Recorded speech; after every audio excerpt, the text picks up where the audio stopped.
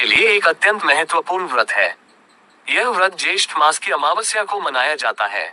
इस कथा में सती सावित्री के त्याग, पतिव्रत धर्म और दृढ़ संकल्प का वर्णन है, जिन्होंने अपने मृत पति के प्राण यमराज से वापस ले लिए थे। प्राचीन काल में मध्य देश के राजा अश्वपति थे।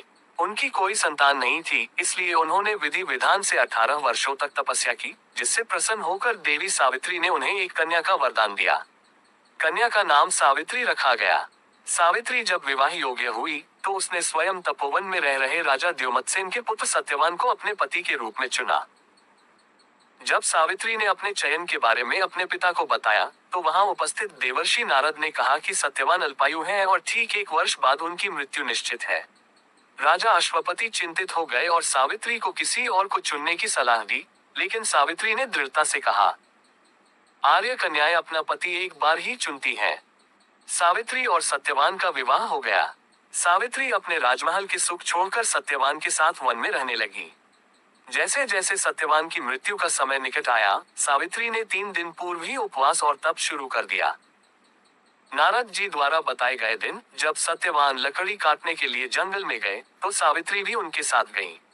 जंगल में सत्यवान के सिर में तेज दर्द हुआ और वे एक वट वृक्ष बरगद के नीचे सावित्री की गोद में सिर रखकर लेट गए। कुछ ही देर में उनके प्राण निकल गए। सत्यवान के प्राण लेने के लिए स्वयं यमराज आए। जब यमराज सत्यवान के प्राण लेकर दक्षिण दिशा की ओर चलने लगे, तो सावित्री भी उनके पीछे पीछे चलने लगी। यमराज ने उन्हें वापस जाने को कहा, लेकिन सावित्री ने अपनी बुद्धिमानी और तर्कों से यमराज को प्रभावित किया। सावित्री के पतिव्रत धर्म से प्रसन्न होकर यमराज ने उन्हें 3 वरदान मांगने को कहा, सत्यवान के प्राणों को छोड़कर। 1. पहला वरदान, सावित्री ने अपने ससुर की आंखों की ज्योति वापस मांगी। 2. दूसरा वरदान, उन्होंने अपने ससुर का खोया हुआ राज्य वापस मांगा। 3. तीसरा वरदान, सावित्री ने 100 पुत्रों की माता होने का वरदान मांगा।